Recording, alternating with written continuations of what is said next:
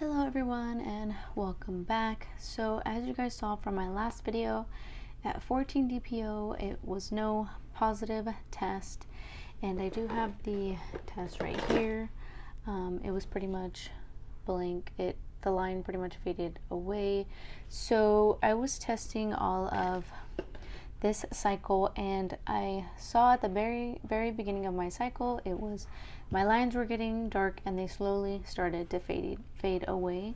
So with that being said, I did experience a chemical pregnancy, and it's been a couple days already since that happened. So my last video at 14 DPO, shortly after I literally took that video, within the next couple hours, I went ahead and started my period, which was crazy to me because I wasn't supposed to start my period till the next 4 days. But since I knew something was wrong, of course my chemical pregnancy pretty much came, and that was an end of a cycle that I was very hopeful for. And I just wanted to go ahead and share my story with you guys. So if you guys were watching my previous videos as well, I did experience a chemical pregnancy last month, and I was surprised I experienced one this month. But the thing about it too is I was thinking that when I did have a chemical pregnancy last month, my ovulation day came a lot sooner, and I ovulated actually on cycle day 10. So that was very soon for me. Usually I don't see a positive ovulation test till like 13 or 14 into my cycle, but it was very early, and I think that was because my body was getting back to adjusting to itself after experiencing a chemical pregnancy. So with that being said, same thing with this month. It happened so soon that I have a feeling that kind of threw off my cycle. This month I was pregnant at the very beginning of testing at cycle day 8, 9, no, I think it was 9 or 10 that I started seeing a positive, and 11, and then slowly after that I started seeing the lines fade away. And I'll go ahead and show you guys what my test looked like as well for this month. Alright, so these are my tests for this cycle. These were taken on from 8 DPO all the way until 14 DPO. So I started seeing faint lines. I believe this one was taken on day 10, 11, and 12, so I started to see them fade away. Same thing with this one. This was on 10, 11, 12, 13, and then at 14, of course, it faded away. So there's definitely pregnant tests here, like positive pregnancy tests here, and then they faded away slowly.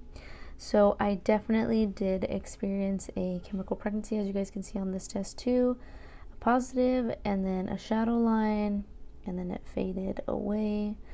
A couple positives, positive, and then a negative towards the end of my cycle. So with those tests, I definitely saw a lot of positive pregnancy tests. Of course, I knew that I experienced a chemical pregnancy last month, so I didn't really have my hopes really high this month to go ahead and conceive. I was very hopeful, of course, because of my husband and I really do want to get pregnant soon. But as far as that being said, like as soon as I seen positive pregnancy tests, like I was very hopeful, but at the same time I wasn't getting my hopes up all the way because I knew there was a slight chance that it might not have happened. But yeah, that was pretty much my test for this month. It's kind of sad to see that I did experience another chemical pregnancy. So I pretty much had 2 chemical pregnancies back to back, which has never happened to me before. I have experienced a chemical pregnancy once before, never seen it happen back to back.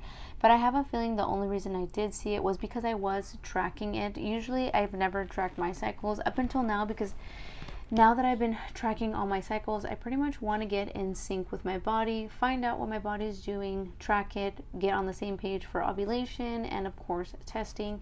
And being able to see an early positive pregnancy test is honestly so exciting and so hopeful.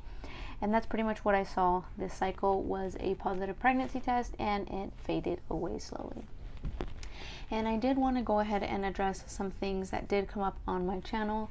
So I seen a lot of you guys were very, excited for me, saying congrats and everything. Of course, I said thank you to everyone. And then there was also those comments that really discouraged me as well. I seen a lot of comments of people towards the end of me testing were saying like, oh, why do you do this to yourself? Why are you testing so much? You're just stressing your body out.